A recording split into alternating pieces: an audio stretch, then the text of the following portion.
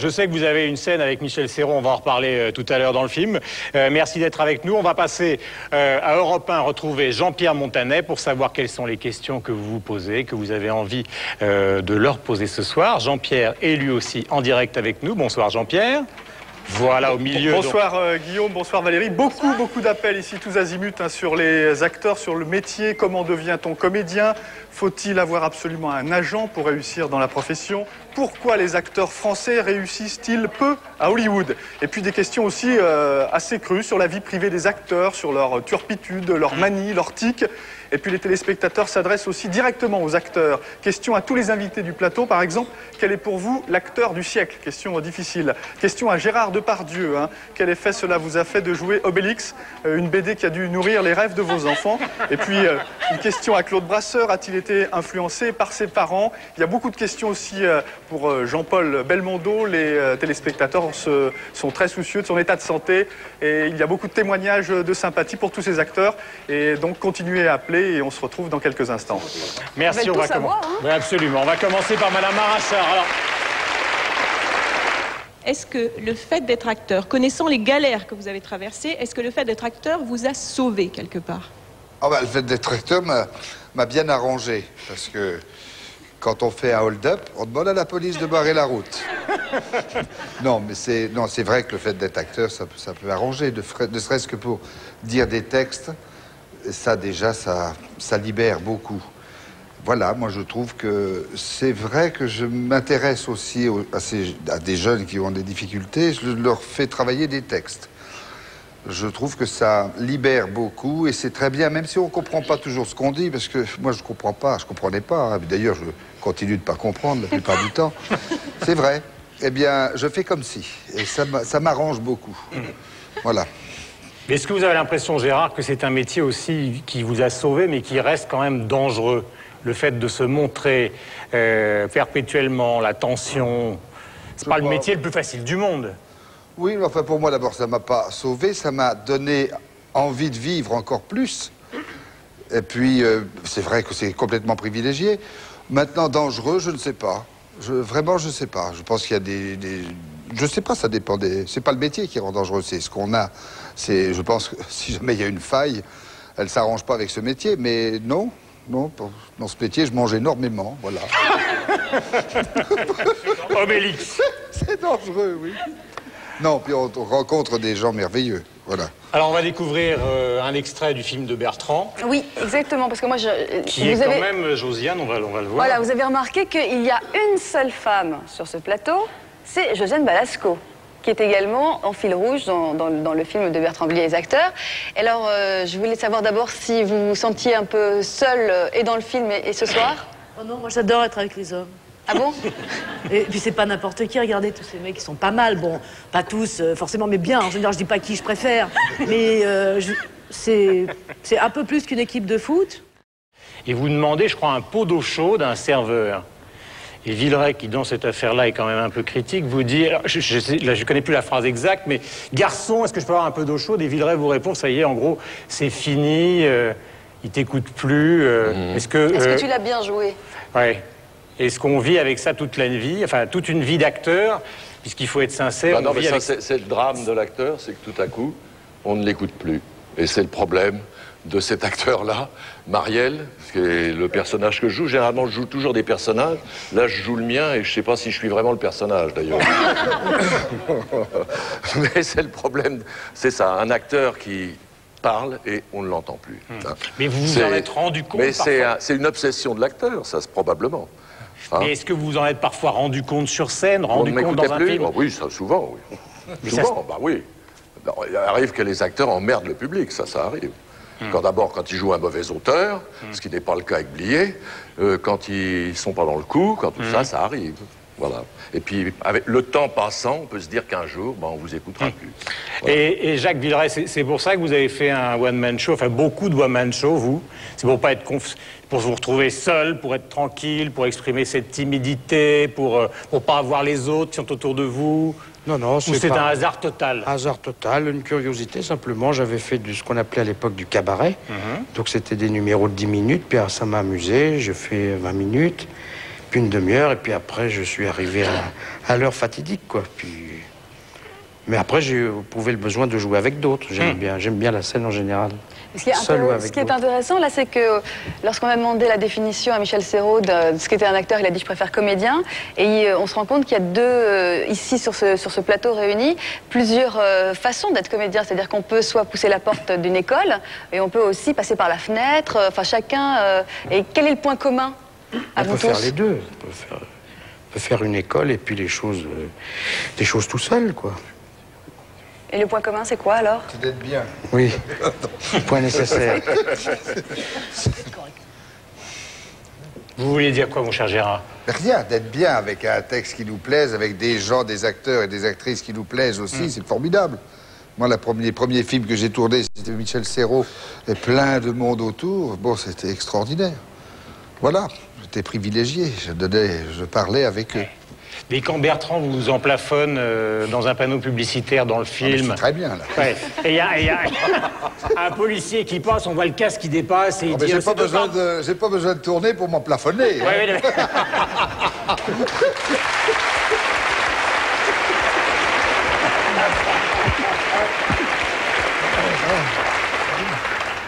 Ou le couple Arditi-Brielli, par exemple. Bonjour, messieurs. Parce que vous vivez en couple dans le film. Ah oui? Enfin, Pierre Arditi s'épanouit pas énormément. Hein. Non. Il a l'air de vous poser des problèmes, Jean-Claude.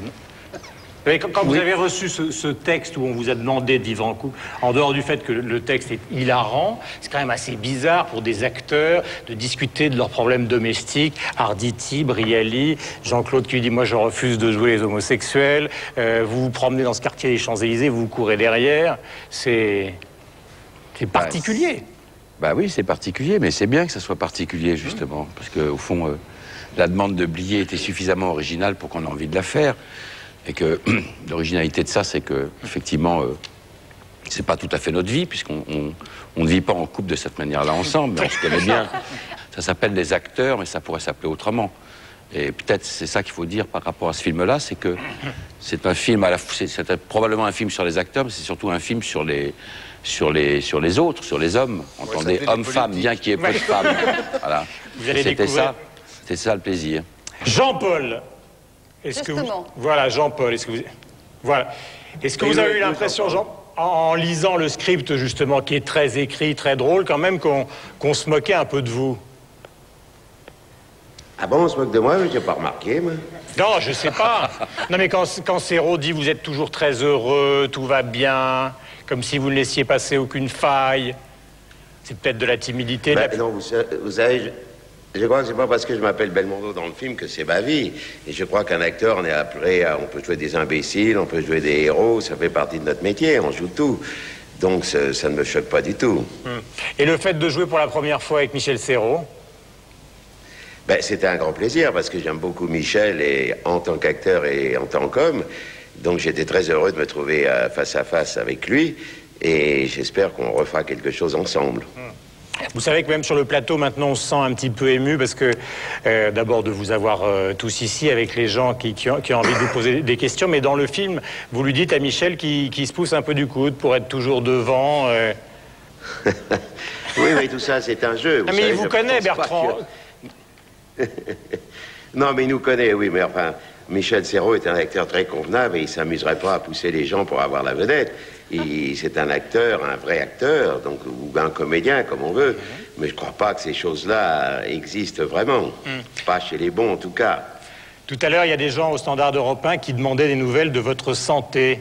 Ça prouve l'affection qu'ils vous portent? Oui, écoutez, ça m'a touché beaucoup que tout le monde me demande des nouvelles de ma santé, mais je ne peux plus faire un pas sans qu'on me dise « alors ça va ?» Je peux dire que ça va, tout le monde me regarde avec un air étonné. Je voudrais rassurer tout le monde, ça va très très bien. J'ai rien eu au cœur, contrairement à ce qu'on a dit, j'ai pas de parapluie dans le cœur, j'ai pas eu d'infarctus, j'ai eu un coup de pompe, comme un cycliste peut avoir, il monte le Tourmalet, et d'un coup il est fatigué, il descend de son vélo. Ben, moi j'étais sur scène, j'ai eu un coup de fatigue, plutôt que de donner aux spectateurs qui avaient payé pour me voir l'image d'un homme essoufflé, je suis sorti de scène tranquillement. Il y avait un médecin dans la salle. Il m'a dit non, ne revenez pas, on va vous faire des examens. On m'a fait tous les examens et tout va très très bien. Voilà, je voudrais rassurer tout le monde. Je joue tous les soirs à Montréal et en pleine forme. Voilà. Alors, les trois questions, Jean-Paul. Delon, qui n'est pas là ce soir. J'ai déjà répondu. Ma santé va très bien. Oui, ça va très, très bien. Je rassure donc tout le monde là-dessus. Et quelle est la deuxième question? Parce qu'il y a un peu de décalage, j'entends pas bien. Delon, vos relations avec Alain Delon, le film de Lecomte... Oui, c'est ça, voilà. Mes relations avec Delon étaient très bonnes, comme elle avait été très bonne aussi dans Borsalino, contrairement à ce que tout le monde a pu croire. On se connaît depuis des années, il n'y a jamais eu de bagarre entre nous. Donc ça s'est très bien passé. On était très contents tous les deux de se retrouver et ravis de tourner avec Lecomte. Quant à me demander si j'étais doublé dans Une chance pour deux, non, je n'étais pas doublé. Et c'est pour ça que, justement, j'ai dit, c'est la dernière fois que je fais ça. C'était de l'humour, je me moquais un peu de moi, puisqu'on m'a vu beaucoup sous des hélicoptères. Et c'était de dire, c'est la dernière fois que vous me voyez dessus. Et je peux vous garantir que c'est la dernière fois que vous me verrez sous un hélicoptère. Je le ferai peut-être en privé pour moi, pour le plaisir, mais disons pas pour les spectateurs. Jean-Paul, donc aussi une question de quelqu'un qui voulait savoir si vous retrouveriez un jour Gérard Depardieu. Vous ne vous êtes pas vu, disait-il, depuis 73, Gérard, dans un film de René. C'était quoi, là, c'était en Stavisky? C'était... Oui. Il y avait Stavisky. Oui, c'est l'affaire Stavisky, où Gérard était dedans. On avait aussi fait, mais on n'avait pas de scène ensemble, la Shkumun. Ouais. Et ben, je le revois de temps en temps, on se croise dans les restaurants, dans la vie, et j'espère peut-être qu'un jour on se retrouvera sur scène, et ce sera ou à l'écran, ce sera avec grand plaisir. Moi, je suis libre quand tu veux. Est-ce que vous vous êtes dit, Jean-Paul, une seule fois ces dernières années, j'arrête? Soit pour des raisons... J'arrête quoi? De ce métier, je me repose, je passe à autre chose. Non, vraiment, écoutez, non, ça m'a jamais effleuré. Peut-être que les gens vont me dire un jour, arrêtez, on vous a assez vu. Ça peut arriver.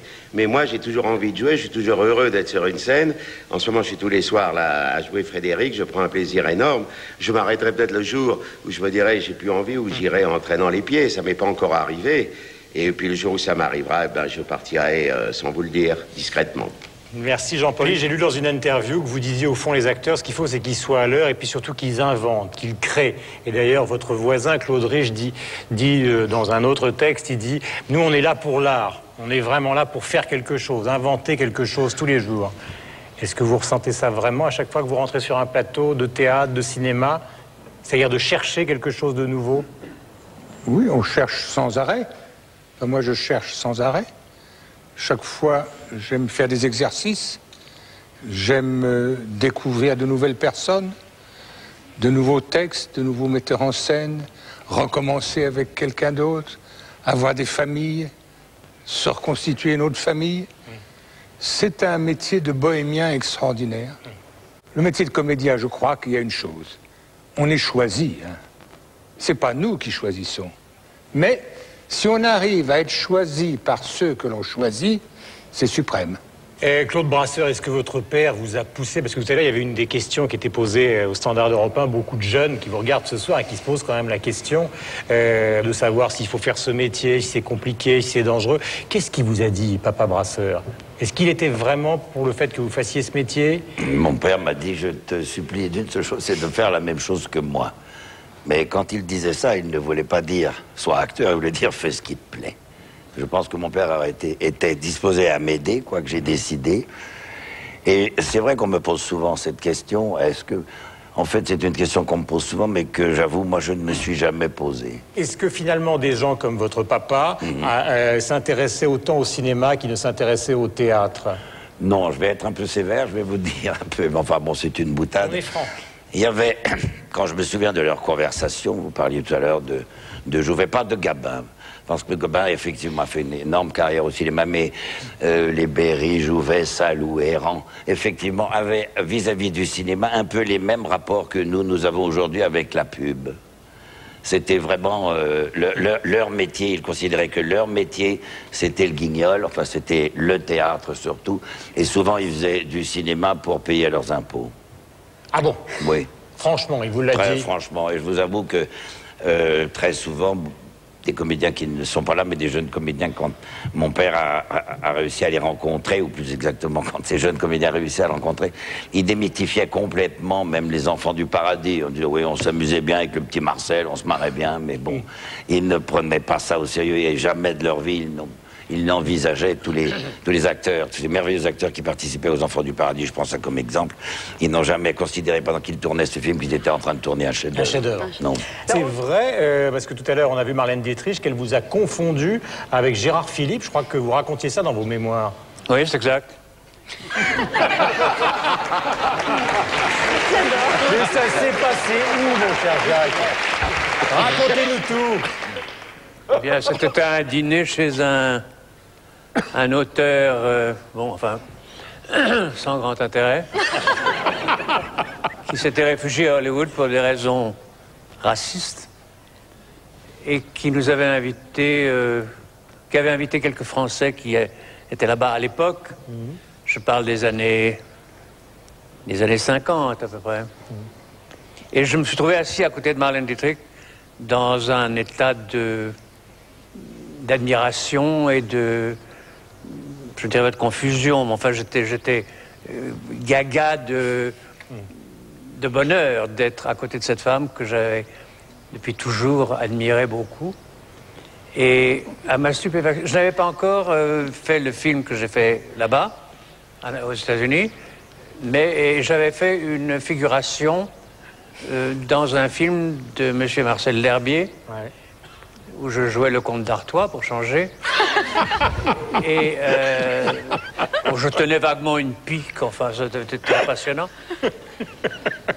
Et alors elle vous dit... pendant le dîner, elle s'est tournée vers moi, et elle m'a dit, est-ce que ça vous ennuierait beaucoup qu'on fasse une projection de votre film, votre dernier film, dans mon studio privé?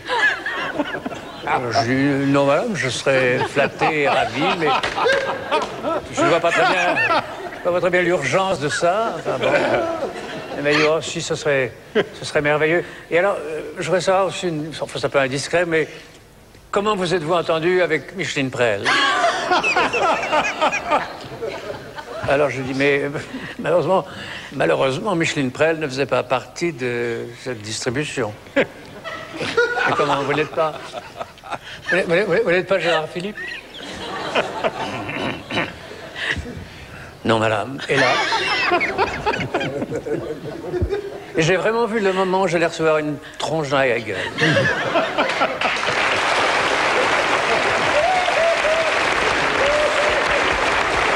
Est-ce que le rôle de la cage aux folles vous a-t-il longtemps poursuivi dans votre carrière?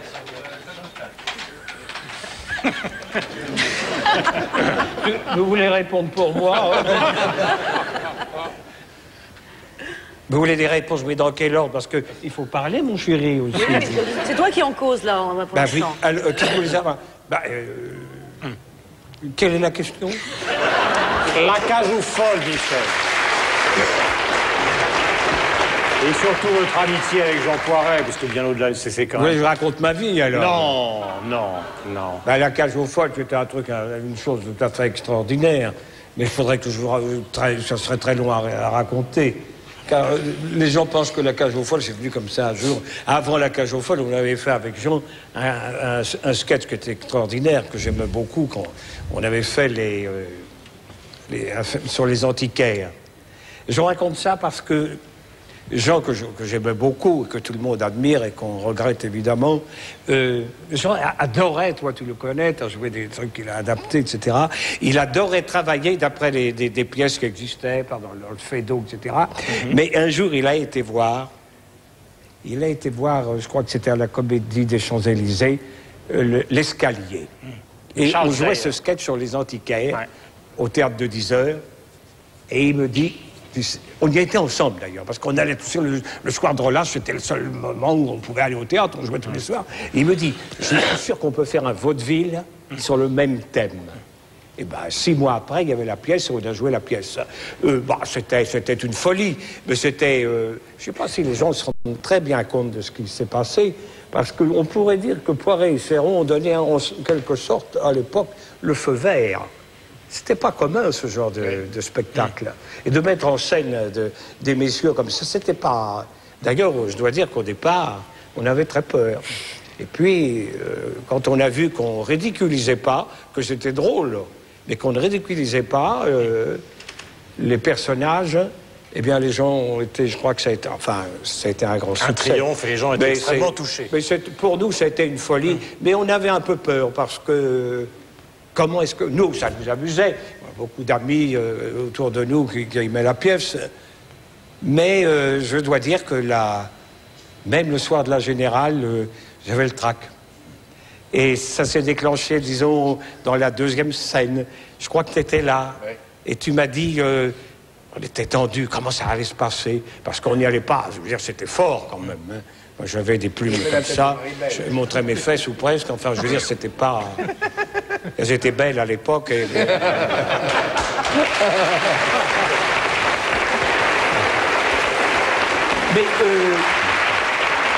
Mais ça n'a rien changé dans ma vie, parce que, je dois le dire franchement, Poiret et Serrault, nous ne vivions pas en couple. On n'était pas en couple, je parle pas. Non. Je me demandais comment un fils, quand il rentre chez lui de temps en temps et qu'il tombe sur son père qui n'est plus là, comme ça au hasard, de cinéphile, je suppose que c'est peut-être aussi une des raisons pour lesquelles vous avez fait ce film, celui dont on parle ce soir.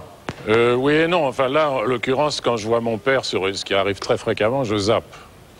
Pourquoi? Ben parce que ça me suffoque, ça m'est particulièrement difficile. Sauf les films où il est très très jeune et où j'ai pas de souvenirs physiques de lui. C'est-à-dire quand j'avais 3-4 ans, par exemple, mes souvenirs sont confus. Alors qu'après, quand il y a des vrais souvenirs avec lui, j'ai énormément de mal à le voir, comme j'ai énormément de mal à voir d'autres personnes, comme je pense à Patrick Devers, par exemple. Quand je vois un film avec lui, je zappe également. Mais mon père, c'est effrayant parce que c'est sans arrêt. Il y a tout le temps un film de lui. Et donc, l'idée de les réunir tous, c'est aussi un hommage, enfin, c'est clairement un hommage que vous leur avez. Écoutez, honnêtement, je ne sais pas pourquoi j'ai fait ce film, mais en étant là avec tout le monde, je trouve que c'est une bonne raison, déjà, d'être entouré de ces gens-là. C'est sans doute parce que j'avais envie de passer 11 semaines avec des gens comme ça. Alors, je vais commencer par la deuxième question. C'est simple, il n'y a pas beaucoup de femmes parce que je vais faire un autre film après qui va s'appeler Les Actrices et dans lequel il n'y aura pas beaucoup d'hommes.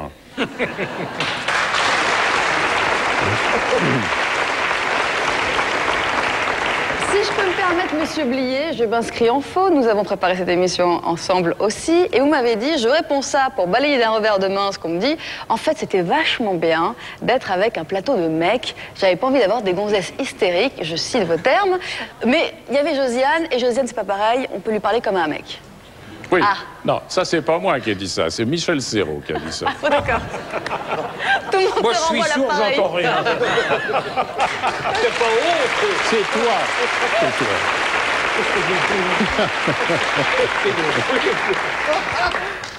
C'est vrai qu'on était quand même une joyeuse, on était très bien entre hommes, c'est exact. Mais on est très bien avec des femmes également. C'est une autre musique. Voilà. Jean-Paul Belmondo, donc au Canada avec nous. Beaucoup des acteurs qui sont là, Jean-Paul, ainsi que vous, ont eu cette rencontre. Alors, on parlait de Claude Brasseur, c'est le cas, mais enfin de très nombreux, avec Jean-Luc Godard. Est-ce que vous pouvez nous redire, au fond, assez solennellement ce soir, le rôle immense qu'il a joué pour le cinéma français? Vous savez, c'est toujours délicat de parler de Jean-Luc Godard, puisque tout le monde sait qu'il a fait avancer énormément le cinéma, puisque même le cinéma américain l'a reconnu. Quant à moi, il m'a fait avancer énormément dans ma carrière, c'est sûr, puisque j'étais un acteur de théâtre, j'ai joué des rôles au théâtre et j'ai joué des petits rôles au cinéma. Et c'est lui qui a eu l'idée de venir me chercher et me demander de jouer le premier rôle d'À bout de souffle, qui à l'époque n'était pas évident, puisque tout le monde me proposait plutôt le rôle du bon copain. J'étais pas... ma destinée n'était pas de jouer le héros. J'étais parti pour être le bon copain de la vedette. Et grâce à Godard, je suis rentré dans un autre univers. Est-ce qu'il y en a ici pour qui, je sais par exemple Claude, vous avez joué aussi avec lui, le rôle qu'il a joué pour le cinéma français? Je crois qu'il y a plusieurs périodes chez Jean-Luc. Il y a la première période que l'on peut comparer par exemple à Aragon Triolet, enfin toute la période où Jean-Luc était amoureux d'Anna Karina, qui est une véritable période. Après, il y a eu véritablement un virage que moi personnellement, puisqu'on est là pour dire la vérité, qui m'a un peu moins intéressé à partir de la chinoise. Mais je crois que ce qu'il faut dire aussi, on est toujours en train de dire que Jean-Luc Godard a beaucoup fait pour la carrière de Belmondo. Je crois qu'il ne faut pas oublier que Belmondo a fait aussi énormément pour la carrière de Godard. Bravo.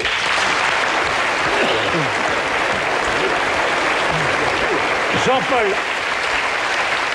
On va découvrir un extrait avec Jacques Villeray. Tout à l'heure, on a vu une liste d'acteurs. Est-ce qu'il y a des gens, tout à l'heure, on en parlait, qui ont joué dans le déclenchement de votre carrière un rôle particulier? Je parle des acteurs ou des actrices? Des acteurs qui ont déclenché... vous savez, j'ai eu la joie justement de jouer avec le papa de Claude, Pierre Brasseur, ce qui a été une chose merveilleuse et qui reste pour moi un souvenir éternel. Et de jouer tous les soirs avec Pierre Brasseur, c'était la meilleure école. Tous les soirs, je le regardais jouer avec admiration. Galabru, qui était avec moi, pareil. On avait presque envie de s'arrêter de jouer pour l'applaudir. Donc c'est une chose qui m'a marqué énormément, comme m'a marqué ma rencontre avec Jean Gabin un peu plus tard. Ces deux acteurs extraordinaires et très à part et dans des genres tout à fait différents, mais qui représentaient exactement ce qu'est l'acteur. Donc ça m'a marqué beaucoup et j'y pense encore souvent avec beaucoup d'émotion. J'ai quand même appris véritablement aussi de mon métier. C'est vrai que parfois, ton père m'emmenait, on allait chercher. J'étais jeune, à l'époque, toujours d'ailleurs. Fringant, on allait non, chercher, vous pouvez le dire. Je jouais avec Marcel Dalliot à la Gaîté Montparnasse. On montait chercher Pierre Brasseur qui jouait au Saint-Georges et on allait dénicher Michel Simon au Casino de Paris. Et on partait toute la nuit. Et là, j'ai appris beaucoup, de même qu'avec Bernard, le père de Bertrand, et Jean Gabin, qui m'avait pris sous sa coupe. Hein, et j'ai appris le métier à table. Beaucoup. Avec Gabin, ça y allait. Hein? Qui violait une jeune femme. Et je crois me souvenir que vous aviez dit après que finalement, après le film, ça vous était paru comme quelque chose de dur presque à assumer. C'est devenu une habitude. J'en ai violé quelques-unes. Au cinéma et dans la vie aussi. Non, mais est-ce que c'est vrai, Jean-Pierre, que c'était difficile de... Non, c'était très très difficile. Parce que c'était un film très très dramatique et c'était vraiment une ordure épouvantable, ce bonhomme. Alors, mais ça fait partie de notre métier. Et puis, de temps en temps, jouer au-delà d'une ordure, parce que c'était au-delà d'une ordure, c'est quand même très, très intéressant. J'aime bien ça. J'aime bien les personnages un peu excessifs comme ça dans le travail. C'est vraiment intéressant. Jacques-François, le fait de jouer les ordures, les avachis, les alcooliques, ça vous change des ministres, des banquiers, des clergymans, des... Au cinéma, je ne suis pas du tout un acteur ou un comédien de cinéma, ce que je regrette beaucoup d'ailleurs. Je ne fais que participer à des films, et quand c'est un film de la qualité de celui de Monsieur Blier, je suis dans le bonheur. Parallèlement à ça, les trois quarts des films que j'ai faits, ce sont des films que je qualifierais d'alimentaires. On ne m'a jamais proposé de rôle qui me fascine. En dehors de... on n'a jamais eu le culot, il n'y a pas d'autre mot, le culot qu'a eu Bertrand de me proposer le rôle qu'il m'a proposé dans son film, dans Les Acteurs. De jouer un type qui devient fou, est-ce que je me trompe? Oui, un peu, oui. Vous avez déclaré dans une interview... Oh, rien du tout. Si. Non, mais pas. Ne commencez pas à nier avant même qu'on pose la question. Justement, vous parliez de Jean tout à l'heure, mais que vous faisiez des films qui étaient des films jeunes à l'époque, etc. Tout se passait dans une bonne humeur. Alors, vous avez l'impression que les films aujourd'hui, qui sont des films peut-être de débutants, se passent dans une humeur qui est un peu plus... pesante. Pesante. Ou je crois. Non, je crois que pour faire ce métier d'acteur, un acteur, il doit être heureux de s'amuser. Je veux dire que, à partir du moment où on dit oui dans une histoire, il faut écouter le metteur en scène. En général, quand on accepte, c'est qu'on aime le metteur en scène. En plus, quand il est auteur, etc. Et le problème, enfin, moi je parle pour moi, parce que vous savez, tout à l'heure on parlait des acteurs, chacun va à sa cuisine personnelle et puis des conceptions un petit peu différentes. Mais le principal, c'est de servir ce qu'on vous donne au maximum. Vous êtes là pour jouer le texte qu'on vous donne, à condition, enfin je parle un peu pour moi, hein, de garder une certaine liberté. Moi, je veux être obéissant dans la liberté. C'est-à-dire d'improviser? Non, pas forcément, de proposer. De faire 5 versions du... Non, bah écoutez, et franchement, alors ça c'est un truc de métier qui m'a toujours amusé. On vous demande de tourner 4 fois, 5 fois, 6 prises. Alors, pourquoi voulez-vous que j'essaye de faire chaque fois la même chose? Si on est sûr, c'est pas la peine. Vous avez, on dit moteur 6 fois de suite. Essayons autre chose. Puis après, lui, alors, dans son... Oui, enfin, il vaut mieux avoir plusieurs caméras, quand même. Hein. Monsieur Blier, d'ailleurs, vous disiez à votre égard, dans un article qui est paru récemment, que vous ressembliez étonnamment à votre personnage dans le film, puisque vous arrivez en disant que c'est le foutoir, que vous allez mettre de l'ordre. Et en fait, vous faites totalement le contraire. Et alors, je le cite, « Serrault, c'est ça, un acteur incontrôlable qui n'aime pas, par exemple, faire 2 fois la même prise. Il va la jouer à chaque fois d'une façon différente. » Mais c'est pas que je ne veux pas, je ne peux pas faire 2 fois la même chose. Comment voulez-vous que ça fonctionne? Vous vous rendez compte? Je dis, j'ai mis le pied là, il va falloir que je revienne dans ma marque là. J'ai regardé là-bas à tel endroit. C'est de la folie, ça. Si on a la chance de faire 6 prises, alors lançons-nous, improvisons, gardons le texte, mais amusons-nous. Vous avez raison. Jean-Pierre Montanet. Question. Guillaume, Josiane ne pourra pas y louper, les téléspectateurs insistent. Est-ce qu'il y aura un bronzé 3? Et puis toujours une question à propos du Splendide. Bah, allez-y, que Josiane réponde parce qu'elle va encore se défiler. Non, mais pour l'instant, non. Non, pour l'instant, il n'y aura pas de bronzé 3. On en a fait 2 et... Commence à être un peu mûr pour les bronzés 3, quoi. Voilà, faut prendre des jeunes. Ils sont pas d'accord. Ils n'ont pas l'air d'accord, là. Pas d'accord. Non, je crois que c'est un fantasme. Même pour nous, c'est un fantasme de pouvoir un jour se retrouver. Mais c'est vrai qu'on a pris chacun des voies différentes, tous dans la comédie d'ailleurs, pratiquement.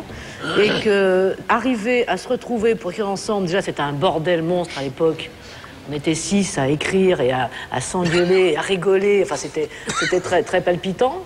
Et écrire 6 rôles équivalents, parce qu'il y a hors de 6 ou 7 rôles équivalents, c'était hors de question qu'il y en ait un qui a un rôle moins important que l'autre. Donc maintenant, il faudrait trouver le producteur qui puisse assurer les cachets de nous maintenant. Ça fait un film très cher. On le fait si vous êtes sûr d'aller le voir. Qui serait sûr d'aller le voir, là? En ligne en direct sur TF1, Adrien, 25 ans, il veut poser une question à Jean-Yann. Ah, ça tombe bien, vous n'avez pas beaucoup entendu, Jean-Yann. Bonsoir, jamais, moi. Je ne parle jamais. Bonsoir, monsieur. Vous étiez assez provocateur dans votre jeunesse, à la télévision, j'entends. Est-ce que vous trouvez la télévision, assez provocatrice à votre goût? Vous pensez que je vais vous répondre ce soir alors que je suis ici avec la direction de TF1?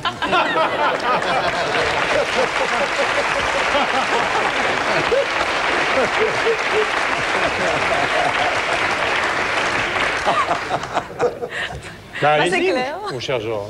Non, je crois que... Qu'est-ce que c'est la provocation? Le film de Bertrand est un film provocateur pour les gens qui vont trouver ça provocateur. Nous, on a fait à une certaine époque un certain nombre de choses qui étaient considérées comme des choses provocantes. Elles ne le sont plus du tout maintenant. Et il y a des tas de choses qu'on ferait maintenant, qu'on ne pourrait pas faire maintenant et qu'on a fait il y a trop longtemps. Mais je me souviens par exemple une grande couverture du Point où il y avait, après donc les premiers films, la France de Jean-Yann. Oui. C'était devenu un truc énorme. Parce que c'était une espèce de chose pompidolienne, c'est-à-dire qu'à une certaine époque, d'un seul coup, on avait fait des choses qui sortaient un peu des habitudes, des normes, mais le cinéma, le spectacle en général était rigoureusement toujours pareil, c'est toujours pareil. Alors on est sorti un peu de ça, alors d'un seul coup ça a fait... Mais vous prenez par exemple un film dans lequel Michel s'est illustré brillamment, qui est La Grande Bouffe. Je vous garantis maintenant qu'il est absolument impossible d'amener le scénario de La Grande Bouffe, de le donner à une chaîne et que la chaîne accepte de le tourner. Déjà à l'époque, il était impossible de présenter le scénario à un producteur. Parce que Marco Ferri, le metteur en scène, avait fait de tellement beaux films, mais avec tellement peu de spectateurs. Et il y a eu 2 fous qui ont produit le film, qui s'appellent Jean-Pierre Rassam et Jean-Yann. Oui, mais maintenant, si on amenait le scénario ici, vous vous rendez compte, les gens, cette folie... Enfin, vous savez, il y a 50 ans, La Grande Illusion, ils ont mis 1 an à trouver un producteur. 1 an, avec Jean Gabin, qui était la plus grande vedette européenne, Et c'était Jouvet qui devait jouer De Boldieu et Pierre Renoir qui devait jouer officiellement. Et comme ils ont entendu un an, Jouvet n'a pas pu jouer le film, il a créé la pièce de Giraudoux, Amphitryon 38, et on a cherché un acteur pour remplacer Jouvet. Pierre Richard, oui, il n'était pas libre, Pierre Blanchard trouvait que le rôle n'était pas assez important, et ils se sont rebattus sur Pierre Freinet, que personne ne voulait. Et Eric von Stroheim est venu d'Amérique parce qu'il n'y avait plus d'argent et que c'était l'ami de Jean Renoir. Donc vous voyez comme tout d'un coup les choses se font et on peut remplacer. Pensez que le Grisby, les producteurs ne voulaient plus de Gabin. Et c'est François Perrier qui devait jouer le rôle. Et comme il joue au théâtre, on l'a remplacé et en désespoir de cause, Jacques Becker a imposé Gabin.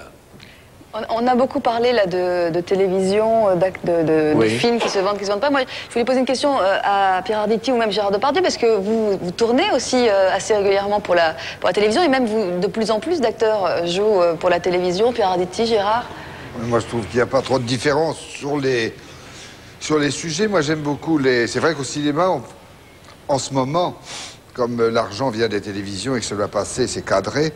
Moi, j'aime beaucoup ce que je fais à la télévision, ce que j'aime faire, en tout cas, c'est de Dumas, Hugo, Dostoïevski, enfin, tous des grosses mécaniques qui coûteraient très très cher au cinéma, et il faut tourner un peu plus vite, quoi, voilà. Ça ne veut pas dire que c'est pas de qualité non plus, mais c'est un autre rythme, quoi. Et c'est vrai qu'au cinéma, on pourrait pas le faire. Pierre Arditi, mais c'est vrai, il était un temps où j'allais dire, on crachait sur les acteurs qui jouaient dans des téléfilms, dans des feuilletons à la télé. Oui, les temps changent. Pas grave, mais de toute façon, ça c'est un des mâles de l'époque, c'est qu'on crache toujours un peu sur les choses qu'on finit par accepter 10 ou 15 ans plus tard. Ça n'a pas beaucoup d'importance, tout ça. Vous savez, les chiens aboient, la caravane passe. Moi, je m'en fous complètement. Je suis un pluridisciplinaire. Alors, je fais du théâtre, du cinéma, de la télévision, de la radio, j'ai même fait de la synchro. Ça fait partie de mon métier. Il y a un certain nombre de gens qui sont ici, Jean-Yann, par exemple, dont je me souviens très bien à la radio, qui m'émerveillait quand j'étais... Il y a quelques années, comme ça, ou Serrault, avec Poiret, qui faisait 10 cabarets ou 5 cabarets dans la même soirée. Ces gens-là, ils ont appris leur métier comme ça, et je pense que c'est comme ça qu'on apprend le métier. Alors, on peut aller faire un cours d'art dramatique. J'en ai fait un, le même, Tania Balachova, qui était un cours très, très intéressant, d'ailleurs. Et puis, à un moment donné, le métier, ça s'apprend, à mon avis, ailleurs, sur le tas. Tout d'un coup, on rencontre des gens qui vous impressionnent, qui vous influencent. On parlait des gens-là. Moi, évidemment, Brasseur, ça m'a illuminé. Mais Claude Rich aussi, en voyant jouer Claude Rich. Comment Oui. Ah, je suis réveillé. En voyant jouer Claude Rich. Merci beaucoup. Alors, en voyant jouer Claude Rich.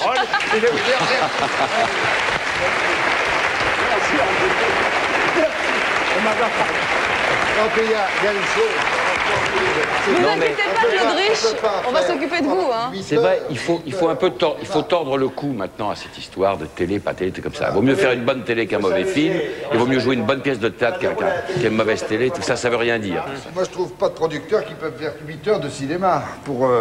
Par exemple, pour Balzac ou Les Misérables, on peut pas. Voilà. Non, mais même si on fait une bonne comédie et qu'elle est bonne à la télévision et qu'elle serait mauvaise au théâtre, vaut mieux la faire à la télévision. C'est mieux comme ça. Claude. Il y a une personne tout à l'heure qui a dit « Mon fils veut être comédien ». C'est très dangereux parce qu'il sera en bas de l'échelle ou il sera en haut de l'échelle. Et quand on est en haut de l'échelle, on retombe, on se fait très mal. Et quand on est bas de l'échelle, on ne peut jamais monter.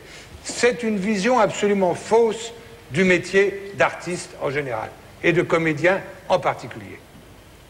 Je connais un tas de comédiens ici, dont moi, qui avons passé peut-être 5, 10 ans, 12 ans à faire du théâtre, dans des petits théâtres. Nous n'étions pas connus du tout. Nous étions très heureux de rencontrer des auteurs. Les auteurs étaient quelquefois heureux de nous rencontrer. Et puis, je vous assure qu'il y a parmi les acteurs, pas ceux qui sont là ce soir, il y a un tas d'acteurs que vous ne connaissez pas. Et on dit ce sont des inconnus. Ils ne valent rien. C'est faux. Il y a une catégorie d'acteurs, soi-disant pas connus, qui ont un talent immense et qui, pour un tas de raisons très différentes, de hasard de rencontre, je dirais pas de chance, de hasard de leur vie. Si on est seul dans la vie, on peut se permettre d'avoir une vie de bohémien, ce qui est absolument indispensable pour nous. Si on est des enfants, il faut quand même gagner sa vie pour nourrir ses enfants.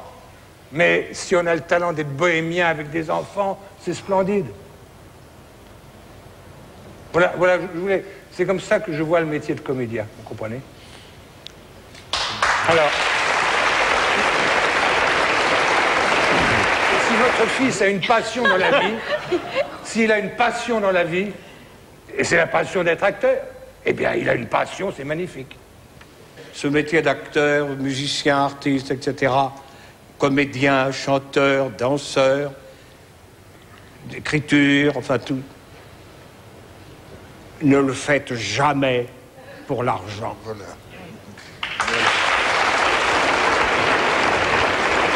Claude Brasseur, vous voulez ajouter quelque chose? Je crois très honnêtement que les médias gonflent énormément parce que les médias ont besoin de titres, surtout plus que d'articles profonds. Je crois que les médias gonflent énormément, mais c'est le cas de le dire, les salaires des acteurs et qu'il y a beaucoup d'acteurs, même des acteurs extrêmement connus, qui gagnent beaucoup moins d'argent que les médias le prétendent.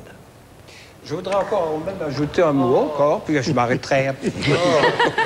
Quelle amitié. Écoutez, je crois que quand on fait ce qui m'a rendu heureux, moi, dans mon métier, ben, c'est pas l'argent. Pas le placer, quand même. C'est vous.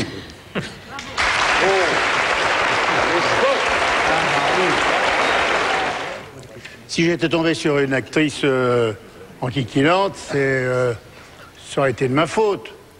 Vous savez, un film, comme une entreprise de spectacle quelle qu'elle soit, personne n'a une Kalachnikov pour vous obliger à le faire. Il y a une combinaison magique entre des gens de la production, des acteurs, des actrices, et puis on dit oui ou on dit non. Quand on a peur que ça soit emmerdant, on ne le fait pas. Et puis, moi, je n'ai jamais connu une actrice ennuyeuse. Et je voudrais simplement dire une chose, et c'est pas pour passer la brosse à reluire à mes camarades, là. On a beaucoup parlé tout à l'heure des gens qui avaient été importants, les vieux acteurs ou les acteurs antiques qui avaient servi, bien sûr. Moi aussi, j'ai connu le papa de Claude qui m'a impressionné, bien sûr. J'ai connu un petit peu Jean Gabin. Mais moi, chaque fois que j'en vois un de ceux-là qui fait quelque chose, ça m'impressionne. C'est toujours impressionnant, il y a toujours quelque chose à prendre. Qu'on joue avec ou qu'on les voit à la télévision, on se dit, mais t'as vu comment il a fait ce truc-là, c'est magnifique. T'as vu comment il a fait ça. C'est comme ça qu'on arrive à estimer les autres. Et si on n'arrivait pas entre nous à faire partie d'une confrérie de l'amitié, alors ça serait pas la peine de faire ça. Jean, est-ce que vous sentez le même... Est-ce que vous avez senti la même chose avec des gens qui ne sont pas de votre génération, comme Guillaume Canet, avec qui vous avez joué, par exemple? La même oui, fraternité? Mais bien sûr, parce qu'à partir du moment où on dépasse les 60 piges, on commence à regarder avec des yeux différents les mômes de 25 ans qui font des choses extraordinaires. Et on se dit, mais attends, celui-là, il est formidable. On évoque même un petit peu dans sa tête ce qu'on faisait à l'époque. On dit, est-ce que j'aurais pu faire ça? On aurait probablement pu faire ça. Mais je veux dire, moi je crois qu'il n'y a pas de grande... Moi je connais ce monsieur, par exemple, qui est là, dont le nom m'échappe, qui a la chemise rouge, je ne me rappelle plus exactement. Ça n'a pas d'importance. Ça n'a aucune importance. Eh bien, lui m'a épaté 100 fois. J'ai fait plusieurs films avec lui. Un jour, j'ai abandonné le tournage parce que je riais tellement de le voir à chaque fois changer la scène que j'étais au spectacle, que j'oubliais que je faisais le film, et je hurlais, et le mec du son me disait « tais-toi ». Mais c'est vrai, il avait raison tout à l'heure, il faut que ça soit à chaque fois différent. Mais il faut qu'il y ait quelqu'un qui guide tout. Et publicité, parce que j'adore l'idée de nourrir, et de me nourrir aussi, comme vous le voyez. Et puis aussi, j'ai tourné avec des gens formidables, David Lynch, Jean-Paul Rapneau, de retrouver Ridley Scott, avec la famille Barilla que j'aime beaucoup. Et voilà. Et hop, un petit coup de pub au passage. Pourquoi? Vous avez cité Barilla? Oui. Mais oui, c'est des très bonnes potes. Il est fort, il est très fort. Madame Taïeb, question. Oui, donc ce serait une question pour Gérard Depardieu. Parmi le grand répertoire que vous avez dans votre carrière, est-ce que vous n'auriez pas eu un rôle que vous n'avez pas joué, que vous auriez aimé interpréter et qui a peut-être été joué par quelqu'un d'autre que vous? Il y en a certainement, mais je ne suis pas un rapace sur les rôles. Il y a des choses qui sont magnifiques, qui viennent, qui tombent sous le sens. Quand je ne peux pas les faire au cinéma, on le fait à la télé. On le fait, de toute façon. Ou même au théâtre aussi. Non, j'ai pas de... J'adore jouer. J'adore ce métier parce qu'en plus, d'abord, il y a les autres. avec qui... C'est vrai que c'est difficile pour moi d'être seul en scène, ou même avec dans un film, mais vraiment, je trouve que donner la réplique à un grand acteur, être avec des grands acteurs, c'est un privilège inouï. Et puis servir aussi des grands textes. Alors, je ne sais pas... Bon, il y en a certainement, il y a le Richard III, il y a plein d'autres rôles comme ça, mais pour le moment, j'attaque à fond les rôles. J'adore ça. Je vais poser une question à Jacques Villeray.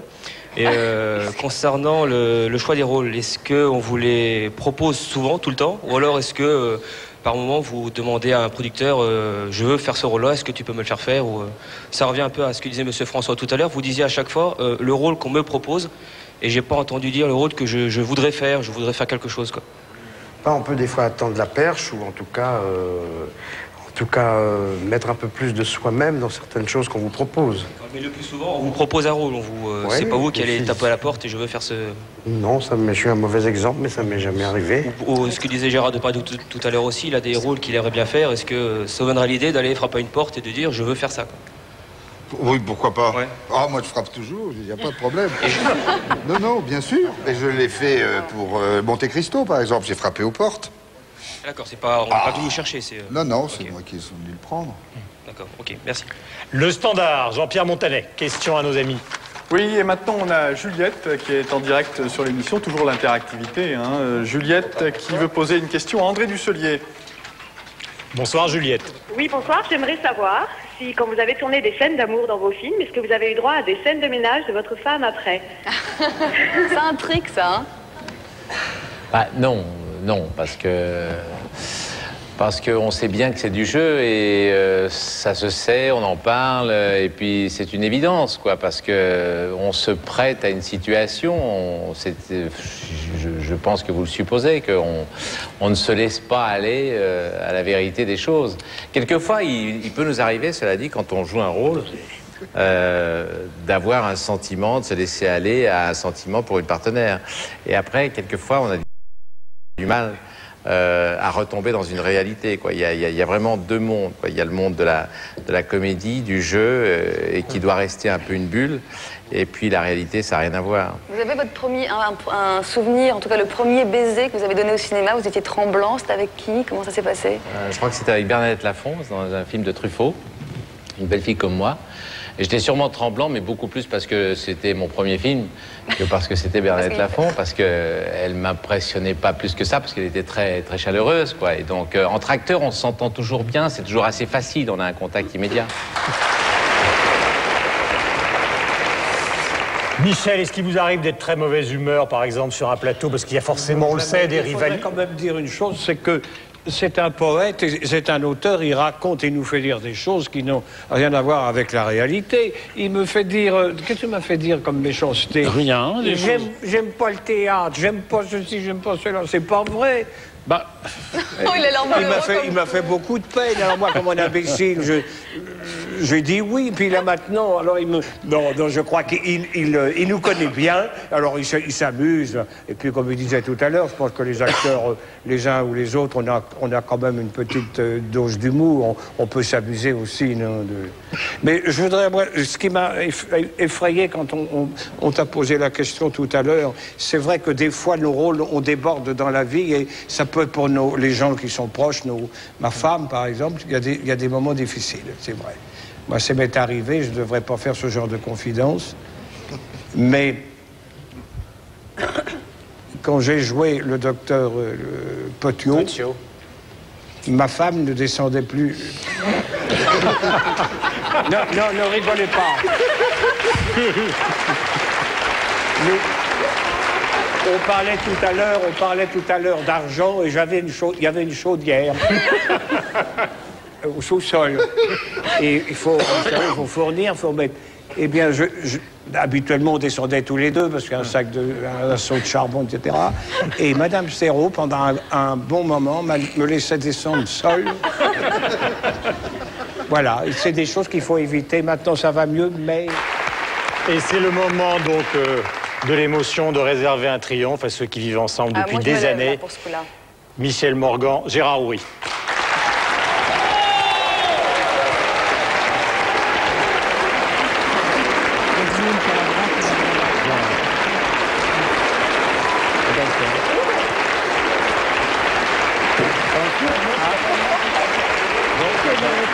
Allez, allez, allez, allez.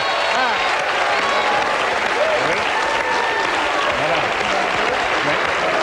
Ok.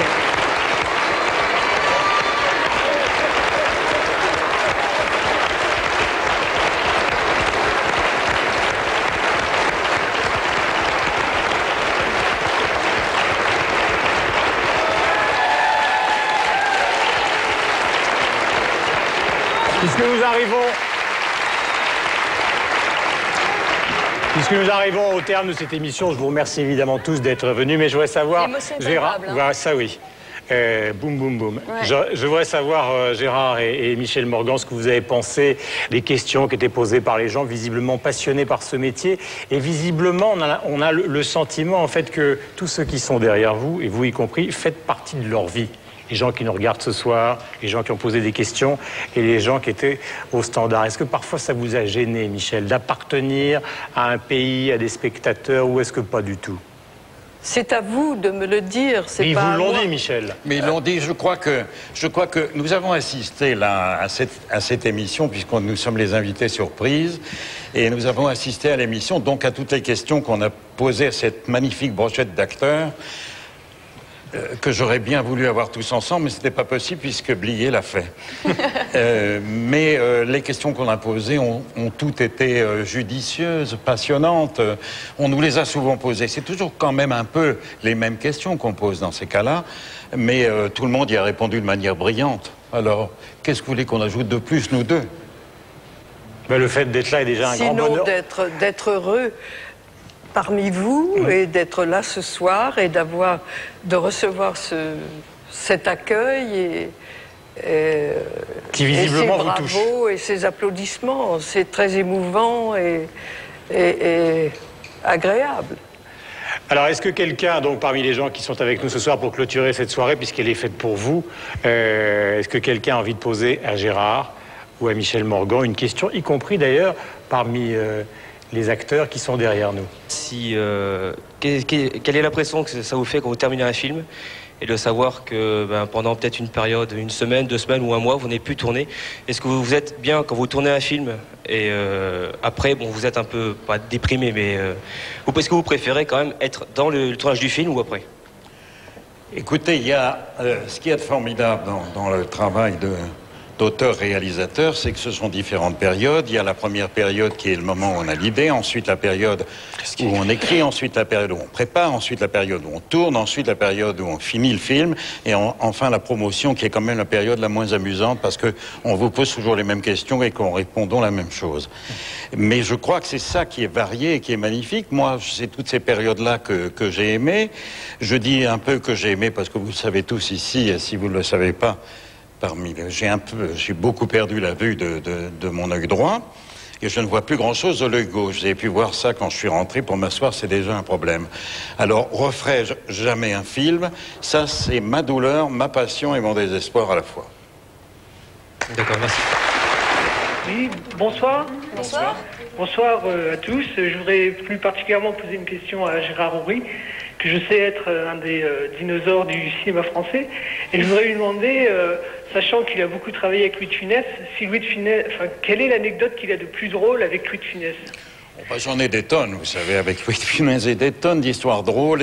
Il faudrait qu'on passe alors toute la soirée ensemble pour que je puisse vous les raconter. Peut-être que la plus émouvante, avec de Funès, oui, c'est pas nécessairement la plus drôle. C'est lorsque il y a eu une répétition à l'Opéra de Paris. Il devait diriger l'orchestre dans La Grande Vadrouille. Et nous sommes allés un matin vers 11h. Il y avait 120 prix du conservatoire, 120 premiers prix du conservatoire dans la fosse d'orchestre de l'Opéra de Paris. Un de Funès sans perruque blanche, mais qui devait diriger l'ouverture de la Nation de fosse de Berlioz. Il est descendu dans la fosse d'orchestre. Il a pris la baguette et tout d'un coup, ça a été fabuleux. L'orchestre a été transporté.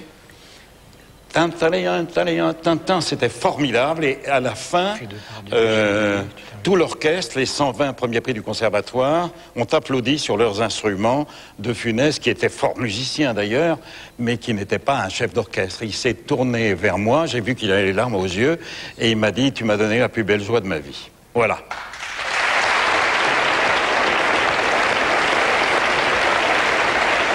Valérie. question à Gérard Depardieu, peut-être, parce que vous voyez très ému, Gérard. Pardon? Gérard Depardieu. Ah, Gérard Depardieu. Gérard Depardieu, je voudrais lui dire que dans Uranus, sa scène du cabaretier, fou de poésie, est une des plus belles choses que j'ai vues dans le domaine de jouer la comédie. C'était prodigieux. La manière dont vous mouriez, mon Dieu, c'était extraordinaire. Ça, c'est un des grands souvenirs de ma vie. Merci beaucoup. Merci, Gérard. Moi, Non, je suis ému parce que j'adore les acteurs comiques. Et vraiment, j'ai une grande admiration parce que c'est un métier très difficile. Et je regrette tout simplement de ne pas avoir connu plus Louis de Funès. Voilà. Et voilà, c'est tout. Parce que c'est un homme qui m'émouvait. C'est un homme qui m'émeut beaucoup. Je pense que vous seriez très bien entendu et qu'éventuellement, moi qui ai fait Bourvil de Funès, Montand de Funès, ben Depardieu de Funès, ça aurait pu être formidable. Ben, c'est plus facile. Voilà. Nous arrivons au terme de cette soirée sur TF1 qui était, en tout cas c'était notre souhait, la vôtre.